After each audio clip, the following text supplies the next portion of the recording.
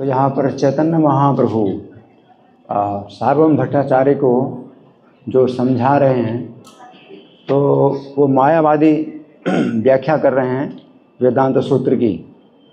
तो सच्चित आनंद ब्रह्म, ब्रह्म वेदांत सूत्र में ब्रह्म शब्द आता है, कृष्ण का नाम नहीं आता। तो ब्रह्म शब्द आता है तो वो मानते हैं ब्रह्म निराकार है। अब सच्चित आनंद ब्रह्म, अगर कहा गया सच्चित आनंद ब्रह्म, तो क्या कहते हैं कि भाई ब्रह्म निराकार है और सत का मतलब सनातन, तो सनातन भी निराकार होता है और ब्रह्म भी निराकार है।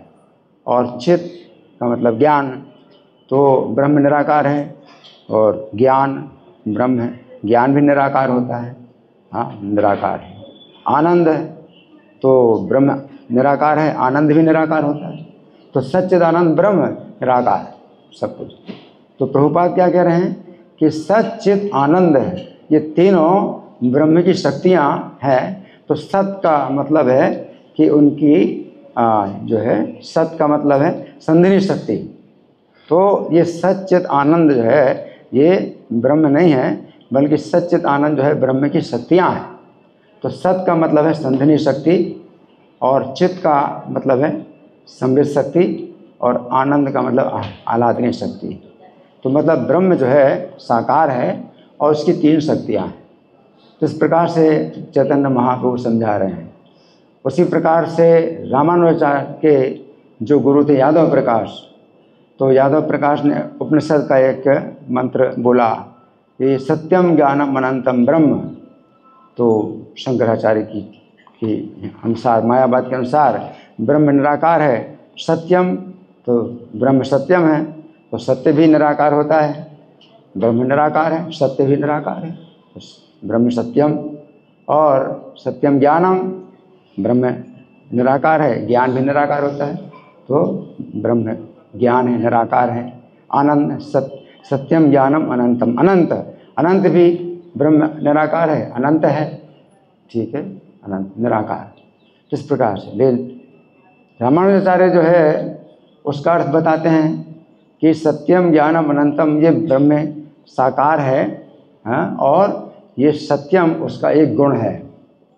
तो रामानुजाचार्य उसको गुण बतला रहे हैं, चैतन्य महाप्रभु शक्ति बतला रहे हैं, है ना। लेकिन दोनों में क्या है कि वो ब्रह्म जो है साकार हैं, एक व्यक्ति हैं, भगवान हैं, और उनकी ये शक्ति है।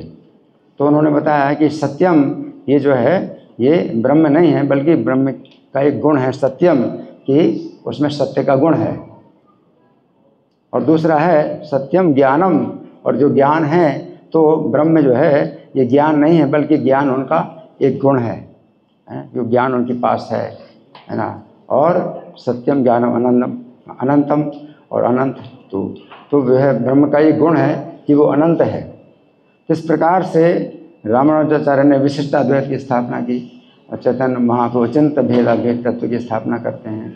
अचिंत्य भेदाभेद तत्व में जो है जो गुण होते हैं वो शक्ति के रूप में वर्णन किए जाते हैं, और विशिष्टाद्वैत में वो गुण माने जाते हैं। ये कहने का मतलब यह है कि चाहे वो विशिष्टाद्वैत कोई भी वैष्णव सिद्धांत हो, हाँ, लेकिन सभी वैष्णव जो है जो सिद्धांत हैं वो भगवान को जो है साकार मानते हैं, और जो है उनकी हम जो है उनकी शक्तियाँ माने या उनके गुण माने, जो भी माने, लेकिन वो एक व्यक्ति हैं, एक पर्सनालिटी हैं।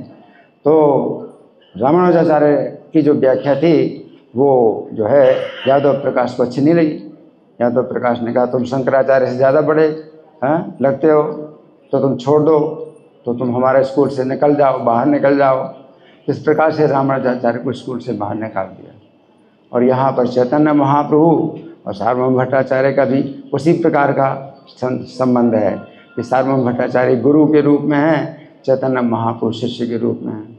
तो चैतन्य महाप्रभु जब 7 दिन तक सुनते रहे और कुछ बोले नहीं, जब सार्वभौम भट्टाचार्य ने कि आप कुछ नहीं बोल रहे हैं, तो चैतन्य महाप्रभु ने कहा कि चूँकि आपने ये कहा कि सन्यासी को जो है ये वेदांत सूत्र की व्याख्या सुननी चाहिए, इसलिए मैं सुन रहा हूँ। सन्यास की रक्षा के लिए आपने कहा कि सन्यास की रक्षा के लिए वेदांत सूत्र की व्याख्या मैं सुनाऊंगा, जिससे तुम्हारे सन्यास की रक्षा होगी।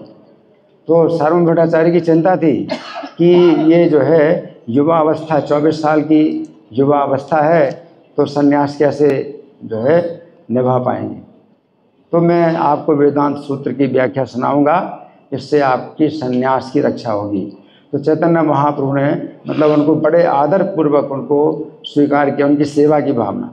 हालांकि सेवा की भावना तो है ना, फिर भी सार्वभौम भट्टाचार्य की सेवा की भावना है चैतन्य महाप्रभु के प्रति कि आपके सन्यास की रक्षा के लिए मैं आपको वेदांत सूत्र की व्याख्या सुनाऊंगा। तो चैतन्य महाप्रभु सेवा को स्वीकार कर रहे हैं। हालांकि वो तो व्याख्या गलत है, लेकिन तो भी सेवा की भावना तो है कि भगवान के प्रति जो है एक जैसे बच्चा हो तो माता कोई रक्षा होती है, बच्चे की कैसे रक्षा होगी। तो सार्वभौम भट्टाचार्य की बड़ी चिंता है कि सन्यासी 24 साल का सन्यासी अब सन्यास की रक्षा कैसे होगी। तो वेदांत सूत्र की व्याख्या सुना, चैतन्य महाप्रभु उनकी सेवा को स्वीकार कर रहे हैं और कहते हैं मैं सुनता रहा हूँ, सुन तो रहा हूँ, परंतु सुनना चाहिए इसलिए सुन रहा हूँ कि आपने कहा कि सुनो, इसे सन्यास की रक्षा होगी। तो जब सार्वभौम भट्टाचार्य कहते हैं कि आप फिर भी कुछ कहो कि आपको समझ में आया कि नहीं आया, तो फिर भगवान कहते हैं कि हाँ, आपकी जो मूल सूत्र हैं वो तो मुझे बिल्कुल समझ में आ रहे हैं, जैसे सूर्य की तरह बिल्कुल स्पष्ट अर्थ है, लेकिन जो व्याख्या है वो आपकी बादल के समान है जो कि उसको ढक रही है ना। इस तरह से चैतन्य महाप्रभु फिर समझा रहे हैं सार्वभौम भट्टाचार्य को, और इस तरह से चैतन्य महाप्रभु ने कृपा करी, उनको समझ में आ गया, क्योंकि सेवा की भावना तो थी।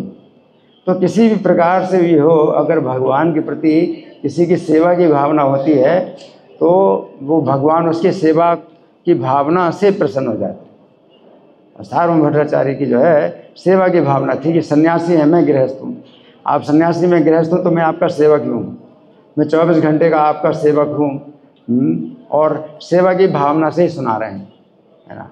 तो सेवा की भावना जो है मतलब ये सबसे बड़ी बात है कि भगवान को भगवान को किसी की सेवा की आवश्यकता नहीं है, लेकिन भगवान जो है सेवा की भावना से प्रसन्न हो जाते हैं कि वो कोई सोचता है कि हाँ आपको मेरी सेवा की आवश्यकता है, मैं आपको सेवा देना चाहता हूँ, आपका सन्यास जो है बड़ा जो है कठिन है, सन्यास की रक्षा के लिए मैं आपको ये सुना रहा हूँ। तो चैतन्य महाप्रभु सेवा को स्वीकार कर रहे हैं।